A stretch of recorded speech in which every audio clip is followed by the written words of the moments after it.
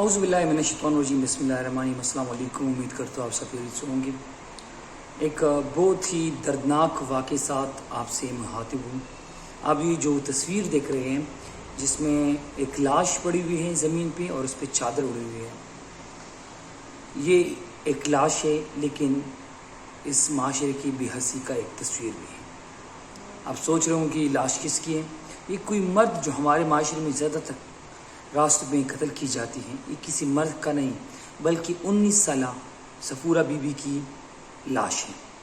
آپ سوچ رہے ہوں کہ خواتین کو زیادہ تر اکثریت طور پہ مردوں کے ہاتھوں قتل ہوتے ہیں، لیکن اس دفعہ کہانی کچھ الگ بھی ہیں اور پرانی واقعات سے جڑی بھی ہیں، کیونکہ ہمارے ملک میں مذہب کے نام پہ، توہین رسالت کے نام پہ آپ نے قتل واقعات بہت سنے ہوں گے، مگر یہ واقعات زیادہ تر مردوں کے مابین ہوتے ہیں۔ مگر اس دفعہ ڈیرہ اسماعیل خان میں آج یعنی منگل کو صبح 7:30 بجے کے قریب ایک 19 سالہ لڑکی کو، جوان لڑکی کو اس مدرسے کے سامنے قتل کیا گیا۔ تیزدار آلے سے، چھری سے ان کا گلا کاٹا گیا، جو اسی مدرسے میں پڑھاتے ہیں۔ آپ سوچ رہے ہوں کہ جو قاتل کون ہے؟ وہی اس مدرسے کی میں ان کے ساتھ پڑھنے والی 3 لڑکیوں نے اس کا قتل کیا۔ الزام توہین رسالت کا ہے، مذہبی اور علمی اختلافات کی بنیاد پہ۔ اب پولیس اس واقعے کے بعد 3 لوگوں کو تو گرفتار کرتے ہیں اور وہ لوگ تینوں خواتین ہیں۔ اب اس گرفتار خواتین میں سے ایک خاتون کے یہ کہتی ہے، پولیس کو رپورٹ کرتی ہیں، یہ بتاتی ہے کہ ان کی ایک کم عمر بھتیجی کو حضور پاک صلی اللہ علیہ وآلہ وسلم خواب میں آتا ہے اور کہتا ہے کہ اس عورت کو قتل کرے، جس کو بعد میں مدرسے کے سامنے 7 بجے کے قریب قتل کیا گیا۔ اب بے حسی کا عالم یہ بھی ہے کہ قتل کے بعد خاتون کی لاش پڑی رہی۔ ان کے چچا نے جو رپورٹ درج کیا ہے اس کے مطابق وہ مدد کے لیے پکارتی رہی، سب لوگوں نے اس کو دیکھا لیکن کوئی بھی مدد کے لیے نہیں آیا۔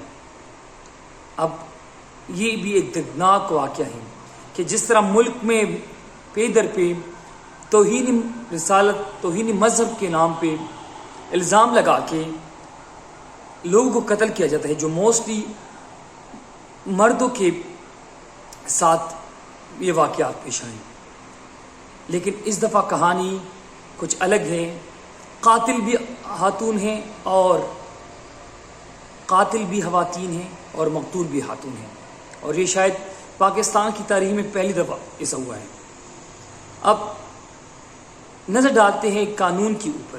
قانون میں ہمارے ساتھ پاکستان کی کوڈ میں اس کی سزائیں موجود ہے۔ اگر کوئی نعوذ باللہ من ذالک قرآن کی بے حرمت کرتی ہے، کوئی صحابہ کی بے حرمتی کرتی ہیں، اس طرح پیغمبر صلی اللہ علیہ وسلم اور جتنی مقدس ایک پورا سیکشن ہے PPC میں 295، اس کو اگر ہم دیکھ لیں تو اس میں پوری واضح طور پہ لکھ کیا گیا ہے کہ اگر کوئی جرم کرتا ہے تو اس کی یہ سزا ہے۔ اب بات آتی ہے کہ آیا توہین مذہب، توہین رسالت، توہین صحابہ، توہین قرآن، گستاخی، کیا یہ کون ڈٹرمن کرے گا؟ آیا عوام؟ تو پھر ریاست کا کردار کیا ہے؟ ریاستی ریٹ کیا ہے؟ اور یہ جو آج واقعہ ہوا اس کے تناظر میں یہ بہت خطرناک حد تک یہ چیز پہنچ گئی ہے کہ کوئی بھی الزام لگا کے کسی کو بھی قتل کیا جا سکتا ہے۔ میں مسلمان ہوں اور میں چیز بلیو کرتا ہوں کہ حضور پاک صلی اللہ علیہ وسلم کے بعد کوئی نبی نہیں آنے والا، یہ میرا ایمان ہے۔ قرآن پاک مقدس کتاب ہے، حضور پاک صلی اللہ علیہ وسلم پہ نازل شدہ آخری کتاب ہے۔ اب سوال یہ ہے کہ کیا کوئی بھی الزام لگا کہ قتل کیا جا سکتا ہے؟ یہ بہت بڑا سوال ہے۔ اس لڑکی کی چچزاد جو چچا تھے انہوں نے بھی رپورٹ کیا ہے کہ لوگوں نے آنکھوں سے دیکھا اب میڈیا کو بھی رپورٹ کیا ہے لیکن کسی کو اٹھایا نہیں، اور یقیناً یہ کہنا کہ اب یہ بات کافی خطرناک حد تک پہنچ چکی ہے تو بے جانے ہوگا۔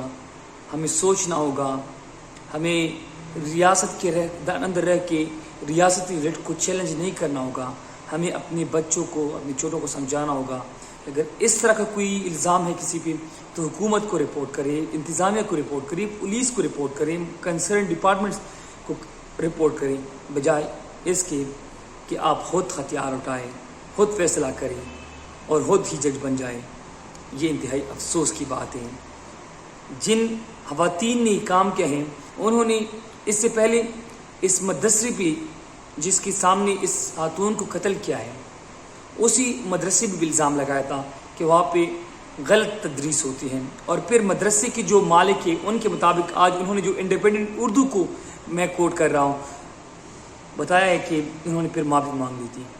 اب 19 سالہ صفورہ ہم میں سے نہیں رہی، لیکن صفورہ کی موت نے بہت سوالات چھوڑے، وہ چاہے اجتماعی ذمہ داری کی بات ہے، ہماری قومی ذمہ داری کی بات ہے، علاقائی ذمہ داری کی بات ہے، یا مذہبی ذمہ داری کی بات ہے، یہ سوالات ان خواتین سے کرنی چاہیے جو اس وقت قاتل کے منصب پہ آ چکے ہیں۔